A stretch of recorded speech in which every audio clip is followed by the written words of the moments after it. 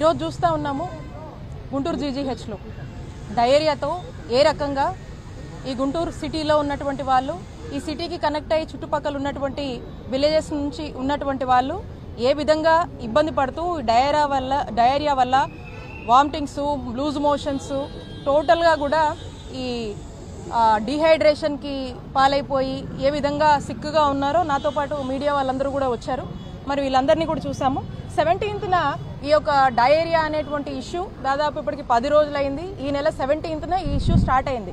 ఈ issue start అయిన కూడా మనం చూస్తూ ఉన్నాము, వరుసగా చూస్తూ ఉన్నాము. ఇప్పటికి కూడా ఈ రోజు పరిస్థితి కూడా ఎక్కడ కూడా ఈ తగ్గుముఖం పట్టినట్టు కానీ, ఈ తగ్గుతున్నట్టు కానీ అట్లాంటి వాతావరణం ఏమీ కూడా లేదు. పేరుకి మనం చూసినట్టయితే మన గుంటూరు జిల్లాలో పెద్ద పెద్ద నాయకులు ఉన్నారు, మంత్రులు ఉన్నారు, మరి ఇక్కడ ఎమ్మెల్యేలు ఉన్నారు. ఎవరు కూడా ఏ మాత్రం కూడా చిత్తశుద్ధి ఈ యొక్క డయేరియా విషయంలో కానీ, ఈ ప్రాంత ప్రజలకి వాళ్ళకి కావాల్సినటువంటి మెజర్స్ తీసుకోవడంలో కానీ ఏ మాత్రం కూడా చిత్తశుద్ధి చూపించలేదనేది స్పష్టమవుతా ఉంది. ప్రభుత్వం కూడా చూస్తూ ఉంది. మరి ఓ మంత్రి ఉన్నారు, మరి ఆ మంత్రికి ఇప్పటిదాకా కూడా ఈ విషయం తెలుసో లేదో మనకు తెలియదు. మనకు స్పష్టంగా అర్థమవుతా ఉంది, కూటమి ప్రభుత్వం అధికారంలోకి వచ్చిన తర్వాత చంద్రబాబు నాయుడు గారు కానీ, మంత్రికి కానీ ఏ మాత్రం కూడా హెల్త్ అనేది మోస్ట్ నెగ్లెక్టెడ్ సబ్జెక్ట్గా, ఇగ్నోర్డ్ సబ్జెక్ట్గా, ఇక్కడ ఉన్నటువంటి ప్రజలకు ఏమైతేనేమి అనేటువంటి పరిస్థితుల్లో, ఈ రాష్ట్ర ప్రజలు ఏమైనా సరే అన్నటువంటి పరిస్థితుల్లో మరి ఈ కూటమి ప్రభుత్వం అడుగులు ముందుకు వేస్తున్నారు. ఈ డయేరియా విషయానికి వస్తే మరి 10 రోజులైంది డయేరియా మొత్తం మీద చూసుకుంటే 200లకు పైగా అంతమందికి డయేరియా వచ్చి జీజీహెచ్కి వచ్చి, మరి కొంతమంది జీజీహెచ్కి రాకుండా ప్రైవేట్ హాస్పిటల్లో చూపించుకుంటున్నారు, కొంతమంది వాళ్ళకి తెలిసిన హాస్పిటల్లో చూపించుకుంటున్నారు. మరి ఈ రోజున చూసినట్టయితే మొత్తం ఒక 184 మంది ఇక్కడ అడ్మిట్ అవ్వడం జరిగింది. దాంట్లో భాగంగా చాలా స్లో రికవరీ ఉంది. చాలా స్లో రికవరీతో ఇప్పుడు ఒక 80 మంది డిశ్చార్జ్ అయినట్టున్నారు. అండ్ నిన్న రాత్రి మనం చూసినట్టయితే 10 మంది మళ్ళీ కొత్తగా వచ్చి అడ్మిట్ అయ్యారు. ఎక్కడా కూడా దీన్ని కట్టుదిట్టం చేస్తున్నటువంటి పరిస్థితులు కనబడటం లేదు. ఈ ఆఫీసర్ని అడుగుతా ఉన్నా, ఈ కలెక్టర్ గారిని అడుగుతా ఉన్నా, కమిషనర్ని అడుగుతా ఉన్నా, మరి సూపరింటెండెంట్ గారు కూడా ఏదో ఇక చెప్పాలి కాబట్టి చెప్తా ఉన్నాడు. గతంలో ఇలాంటి సిచ్యువేషన్ జగనన్న ప్రభుత్వంలో వచ్చినప్పుడు నేనే వైద్య ఆరోగ్య శాఖ మంత్రిగా ఉన్నాను. ఇదే జిల్లాలో ఇక్కడే కూర్చొని వైద్య ఆరోగ్య శాఖలో ఉన్నటువంటి అధికారులందరినీ కూర్చోబెట్టి, కలెక్టర్ని పెట్టి అనేక రివ్యూలు కండక్ట్ చేసి, మరి లాస్ట్ టైం డయేరియా వచ్చినప్పుడు 65 మందికి వచ్చింది. ఒక 3 డేస్లో సిచ్యువేషన్ని కంట్రోల్లోకి తీసుకొచ్చాము. దానికి కావాల్సినటువంటి అన్ని మెజర్స్ తీసుకున్నాము. ఈరోజు చూస్తుంటే అరకొర అసలు ఎక్కడ కూడా ఆ యొక్క ప్రయత్నాలు కానీ, సీరియస్గా వీళ్ళు పెట్టినటువంటి ఎఫర్ట్స్ కానీ మనకు ఎక్కడ కనబడటం లేదు. ఇప్పుడు 10 రోజులైనా కూడా 10 కేసులు వచ్చాయంటే అర్థం చేసుకోండి. ఎప్పుడూ లేదు 11 కలరా కేసులు నమోదైనాయి. అండ్ ఈరోజు ఇందాక మాట్లాడుతూ ఉన్నాను, ఇందాక ఎవరో చెప్తా ఉన్నారు, మంగళగిరిలో మళ్ళీ ఒక 4 కేసులు వచ్చినాయంట. చుట్టుపక్కల ఉన్నటువంటి విలేజెస్లో, జిల్లాలో ఏం జరుగుతుంది? ఇంతమంది డయేరియా బారిన పడుతుంటే మరి నిద్రపోతుందా ఈ ప్రభుత్వం అని చెప్పి ఈ ప్రభుత్వాన్ని నేను ప్రశ్నిస్తా ఉన్నాను. ఎన్ని క్యాంప్స్ పెట్టారు? ఉన్నటువంటి విలేజ్ హెల్త్ క్లినిక్స్లో అడిషనల్ స్టాఫ్ని పెట్టి పనిచేయిస్తున్నారా? అర్బన్ పిహెచ్సిలు పనిచేస్తున్నాయా? పిహెచ్సిలు పనిచేస్తున్నాయా? ఎక్కడికక్కడ వీటిని ఆ ఏరియాలో వచ్చిన ఆ ఏరియాలో ఏదైనా సమస్య వస్తే ఆ నియరెస్ట్ పిహెచ్సికి కానీ, ఆ యూపీహెచ్సికి కానీ రౌట్ చేస్తున్నారా? కనెక్ట్ చేశారా? అసలు క్యాంప్స్ పెట్టారా? డోర్ టు డోర్ సర్వే అనేది జరుగుతుందా? అన్ని సర్వే చేస్తూ అన్ని డోర్స్ నుంచి ఏ ఏరియా అయితే మనం ఒక బ్లాక్ స్పాట్స్ లాగా తీసుకుంటామో, ఐడెంటిఫైడ్ ఏరియాస్, ఆ ఏరియాస్ సంబంధించినటువంటి ఫుడ్ శాంపుల్స్, వాటర్ శాంపుల్స్ తీసుకున్నారా? మరి తీసుకుంటే వారి రిపోర్ట్స్ ఏమైనాయి? ఆ వాటర్ కంటామినేషన్ ఏమైంది? గతంలో కూడా చూస్తున్నాము, ఈ గుంటూరు నగరంలో 1400 కోట్ల ఒక మంచి బడ్జెట్ ఉంటుందండి ఈ కార్పొరేషన్కి. మరి ఎప్పుడు చూడు ఇంత మంచి బడ్జెట్ ఉన్నటువంటి ఈ కార్పొరేషన్ తలుచుకుంటే చక్కటి తాగునీళ్ళు ప్రజలకు అందించవచ్చు. ఎక్కడైనా ఈ అందించే దాంట్లో ఎక్కడైనా పైప్ లీకేజెస్ ఉన్నాయా? స్టడీ చేశారా? ఎక్కడైనా ఈ వాటర్లో క్లీనింగ్ ల్యాబ్సెస్ వల్ల క్లోరినేషన్ సరిగా చేయకుండా సీజన్ మారినప్పుడు ఆ వాటర్లో కొంచెం చేంజెస్ ఉంటాయి కాబట్టి మరి దీనివల్ల ఆ సప్లైలో లోపాలు ఉన్నాయా? ఎక్కడన్నా మనము ఆ ఫిల్టరేషన్ సంబంధించినటువంటి బెడ్స్ కానీ ఇంకోటి కానీ ఏమైనా క్లియరింగ్ చేసుకోవాల్సినటువంటి అవసరం ఉందా?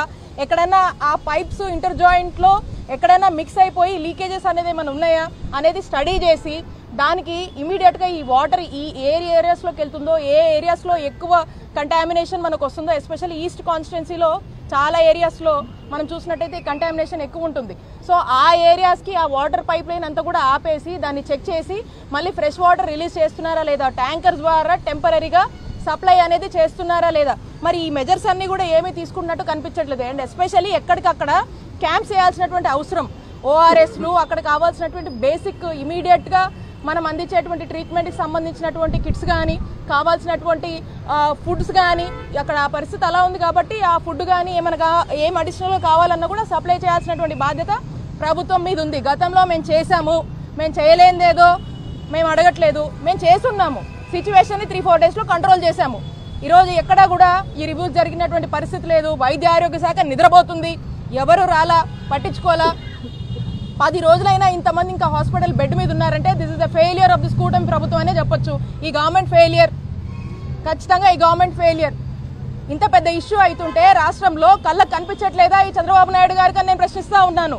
ఏం చేస్తున్నారు, ఏం మెజర్స్ తీసుకున్నారు, ఏం రిపోర్ట్స్ వచ్చినాయి, దానికి ఏం ప్లానింగ్ చేస్తున్నారు, వీళ్ళందరినీ ఎలా రెస్క్యూ చేస్తాము, ఏ విధంగా రెస్క్యూ మెజర్స్ తీసుకుంటున్నారు, ఏమీ అరేంజ్మెంట్స్ ఏమీ కనిపించట్లేదు. కాబట్టి ఇప్పటికైనా కూడా మేల్కొని వీళ్ళందరి విషయంలో ఈ గుంటూరు సిటీకి సంబంధించి ఇప్పటికీ 200 మంది ప్రాణాలతో చెలగాటమాడుతున్నటువంటి ఈ డయేరియా నుంచి ఈ ప్రాంత ప్రజల్ని కాపాడడానికి అన్ని మెజర్స్ తీసుకోవాల్సినటువంటి బాధ్యత ఈ ప్రభుత్వానిదే అని మరొకసారి తెలియజేస్తా ఉన్నాము.